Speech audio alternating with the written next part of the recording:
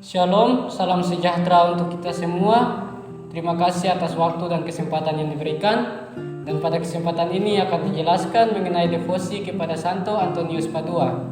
Bagian pertama, pengertian umum tentang devosi.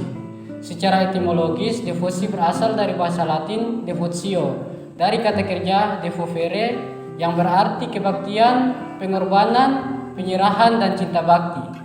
Dari arti kata ini dapat disimpulkan bahwa devosi adalah ungkapan hati dan manifestasinya kepada sesuatu ataupun seseorang yang dijunjung tinggi dan dicintai. Dalam ajaran Kristen, devosi dipahami sebagai penghayatan dan pengungkapan iman Kristiani yang tidak termasuk dalam liturgi resmi. Karena tidak termasuk dalam liturgi resmi, maka devosi dapat dipimpin juga oleh awam. Karena devosi merupakan ungkapan iman yang spontan dari umat kepada seseorang atau sesuatu. Menurut Kamus Besar Bahasa Indonesia, devosi adalah kebaktian yang tidak resmi, misalnya doa khusus kepada orang kudus, Bunda Maria, benda-benda kudus, dan juga santo dan santa. Jadi devosi merupakan sebuah praktek kerohanian yang hendak memenuhi kebutuhan afeksi, emosi, dan juga kerinduan hati umat Allah kepada Tritunggal Maha Kudus melalui benda-benda dan juga santo atau santa. Yang kedua adalah situasi sejarah. Devosi sudah berlangsung dalam gereja dan menjadi tradisi yang terus diturunkan hingga saat ini. Pada zaman para rasul dalam kitab suci, misalnya tentang kehadiran Kristus dalam Ekaristi, atau tentang Maria yang secara khusus dihormati oleh para murid, atau Maria mendapat tempat khusus di dalam para murid. Pada zaman patristik, penghormatan terhadap orang-orang kudus atau para martir melalui relikwi-relikwi mereka, dan juga seperti dalam liturgi, Santa Maria dan orang kudus biasanya didoakan karena mereka memiliki peran penting dalam sejarah keselamatan. Devosi semakin berkembang dilatar belakangi oleh liturgi yang masih menggunakan bahasa Latin yang terus berkembang luas, membuat umat merasa kering akibat tidak paham. Maka itu, umat mulai membangun devosi mereka masing-masing dan terus berkembang dalam kalangan mereka. Karena yang memahami liturgi dalam bahasa Latin hanyalah kaum klerus, maka umat mulai membangun doa-doa mereka sendiri seperti yang kita sebut sekarang ini dengan devosi. Sampai pada Konsili Vatikan kedua, maka devosi tetap diberi tempat dan selaras dalam liturgi. Yang ketiga, latar belakang devosi Santo Antonius dari Padua. Antonius sendiri dilahirkan pada tahun 1195 di Lisbon, ibu kota Portugal. Ayahnya adalah kapten dari angkatan bersenjata di kerajaan itu. Ketika berumur 15 tahun, pemuda itu telah masuk kongregasi regular kanon Santo Agustinus dan sangat memusatkan diri pada studi dan juga melakukan kesalehan.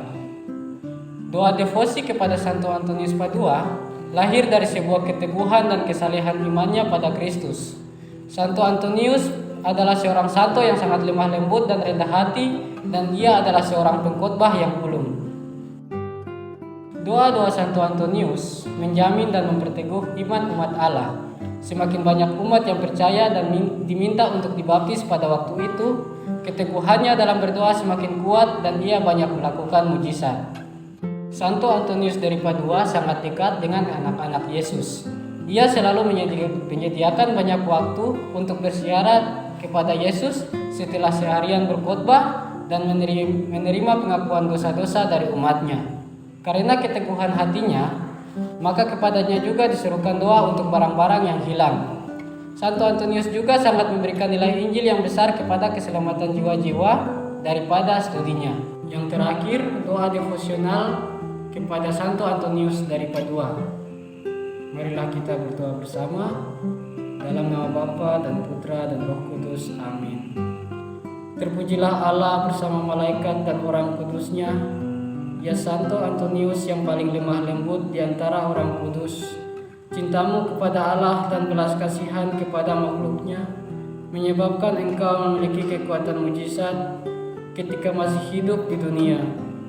Mujizat-mujizat menantikan ucapan bila saja engkau siap memohonkannya bagi mereka yang menghadapi kesukaran dan kesedihan. Terdorong oleh gagasan ini, aku memohon darimu agar memperoleh bagiku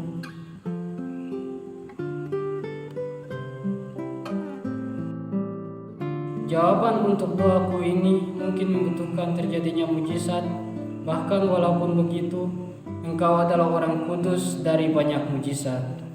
Ya Santo Antonius yang lemah lembut dan penuh kasih, yang hatinya senantiasa penuh simpati manusiawi, tolong bisikan permohonanku ini ke telinga anak-anak Yesus yang manis, yang amat senang berada dalam pelukanmu, dan rasa syukur hatiku akan selalu menjadi milikmu.